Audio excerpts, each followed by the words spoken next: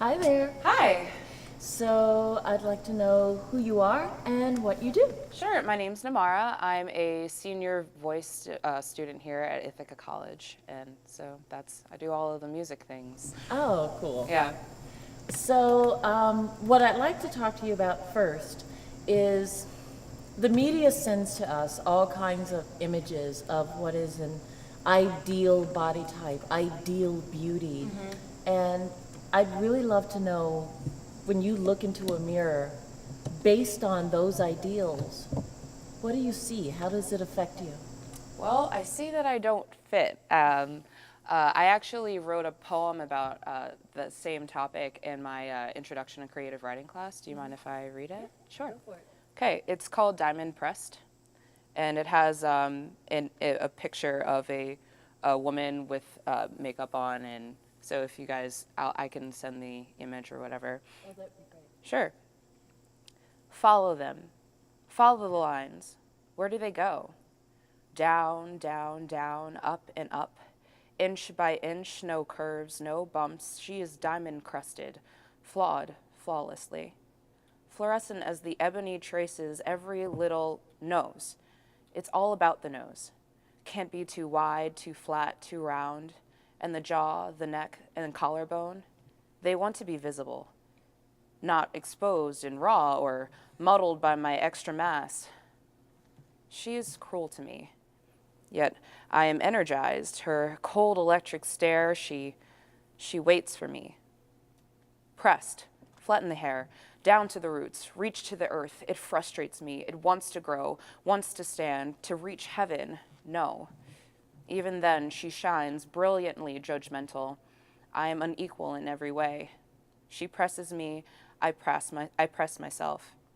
She laughs at me, my obsidian, my other. I laugh back. I am no diamond. So, when you wrote that poem, what was going through your mind? Well, I mean, the general beauty standard has been a white woman. I am obviously not that. Yeah, I don't know, who knew? And so, when I was growing up, watching the Disney Channel, always looking at like CoverGirl magazine or Teen Vogue, I never really saw faces that fit mine. And it wanted me to, I always wanted to straighten my hair or find makeup that kind of made my face look a little bit brighter or lighter. Kind of steer away from all of the very strong ethnic features that I had in my face, the cheekbones and the nose, because I have my dad's nose and it's very ethnic. And so I used to hate all of those things about me because it made me stand out. It made me feel like I didn't necessarily fit and that somehow there was no way that I would be able to match up with all of these other stereotypically or commercially pretty people that we see on television. So that is, I kind of lost track of the question. No, So, that is the question. okay. Is what it, how did it affect you? How did this ideal of beauty affect you? Right. And the things that you did to try to adjust yourself to fit into those ideals. Right, yeah. Well, I mean, I was also a dancer. So I danced for, I guess, 13 years of my life. And so I tend to be the smaller one in my family. Everyone else is a little bit overweight. So I was always really conscious about how my body looked as well, making sure that when I put on my leotard or my tights that everything was like in the right way. And I didn't really have to worry about if there would be any extra flap or love handles. And so I really took that upon myself. And there were some times where I just would skip eating meals, just wouldn't do a lot of the things that I would want to do just because I was afraid of like being the big one already, because I was already tall. I was very thick and muscular. Like I gained muscle mass really quickly. So I just really wanted to fit in with everyone else. And as a dancer, it's very important that you have those lines because otherwise it can get stereotypically, or how we think about dance is it can get lost in the lines if you're too heavy. So I always tried to make myself match, and then I stopped. Yeah. So, what was the turning point that made you realize I don't need to fit into this ideal. I mean, I guess it started around high school when I started. I got into musical theater in high school and did a lot of shows that way. And we did To Kill a Mockingbird, and they were looking obviously for people of color in the show. And so I started really looking at the identity of the African American woman and what it is that, we call ourselves beautiful, and why is it that we are so, so proud about our features, about our hair, about all of those things. And I started finally to stop. I didn't straighten my hair as much then, finally started to embrace the curls, you know. And I realized that as long as I tried to fit myself into a standard that wasn't made for me, I was never really going to be happy. And that was when I started to really like take a step back and actually be like, what is it that I like to do? What is it that I like to wear? And how does it make me feel? And really go back to self and center. And that's where I really did start to find that whole groundingness in my identity and my beauty and my own personal glow, you know. So. Phenomenal woman. Yeah. Yeah. Maya Yes, Angelou. Maya Angelou. In terms of celebrity, in terms of performers, who is a performer that you would look at them and say, at some point in your life, you would look at them and say, I want to look like this person? I really can't say I had one, and that was really interesting too, because there are so many. I'm like, there's no way I would ever look like this person. So I mean, like Zoe Deschanel, or like, let's see, Sierra, the singer, or who else? There are just so many, like just people that I idolized, but realized that I would never look like. But so I aspired to be like them in terms of character, in terms of presence, or like attitude. And then I found Beyonce. So then everyone was like, "Oh yeah, Namarah loves Beyonce," and it wasn't because I really wanted to like look like her. It was more of that Beyonce has this confidence about herself that she really celebrates who she is, and not really anyone else's story. And so I aspire to be like that, where I'm not trying to be Beyonce, but I'm just trying to be me Yeah. and So celebrating me. you speak of Beyonce because my next question was not so much in terms of looks like, but who is a performer or celebrity in terms of their works, their deeds, that you would aspire to be like, not look like. Janelle Monáe, Erykah Badu, and Beyonce are like my top three. Yes.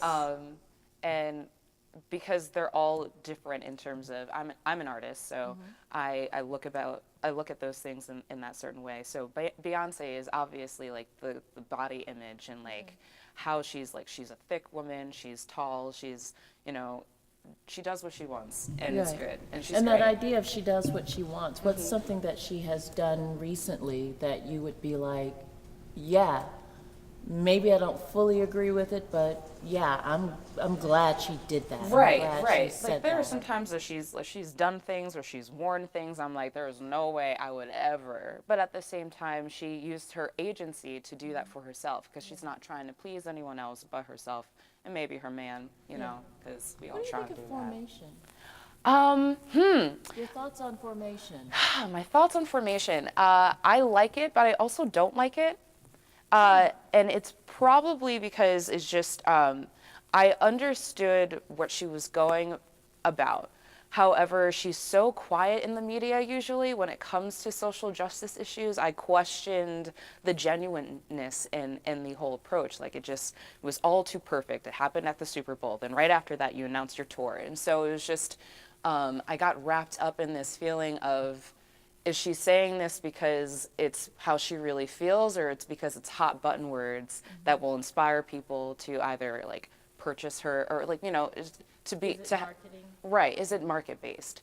And I'm not ever going to go and say that somebody's for or against something, but that always made me feel a little bit wary when your career goals just suddenly latch onto these political They ideas. suddenly line up perfectly. Yeah, it was just a little too perfect, and I always question that. And I mean, the images that were portrayed in the video, I've had a few different conversations with a few of my peers, and we all kind of like took it as, you know what, this woman is talking about herself first, and therefore you have to allow her self-expression and her artistry to, you know, take that form.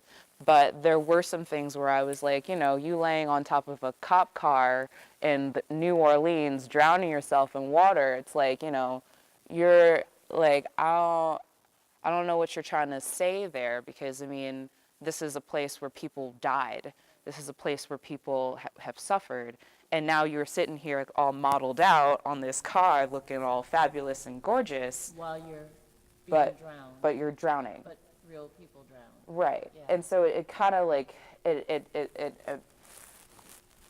just put a bad taste in my mouth. Yeah, Yeah. I have to go with you on that, because I was with her as she was talking about, you know, my daddy's from Alabama. I'm from Alabama, holla. You know, my daddy's from Alabama, my mom's Louisiana. I'm with you there. Hot sauce in my bag. I'm with you there.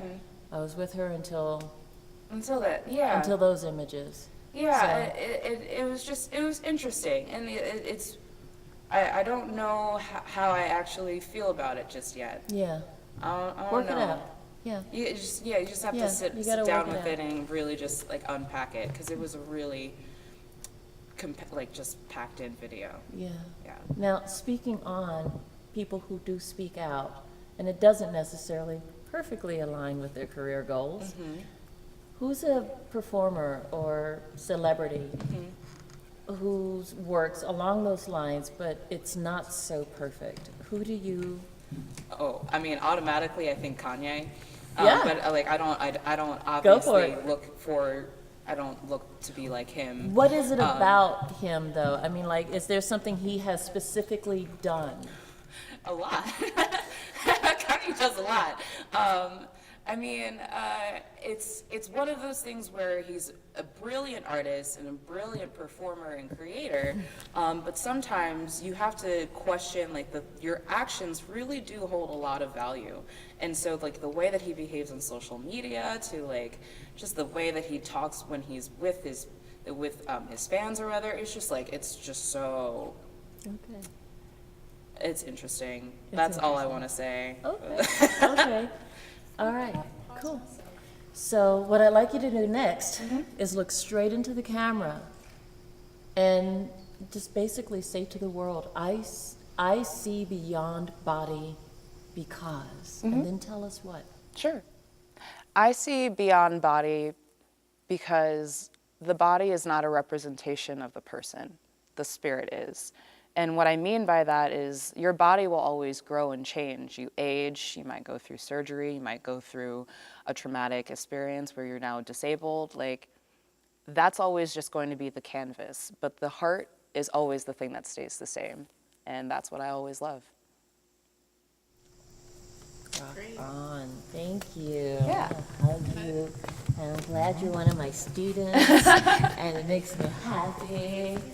Oh, thank you. Thank you for bringing the sunshine. Of course.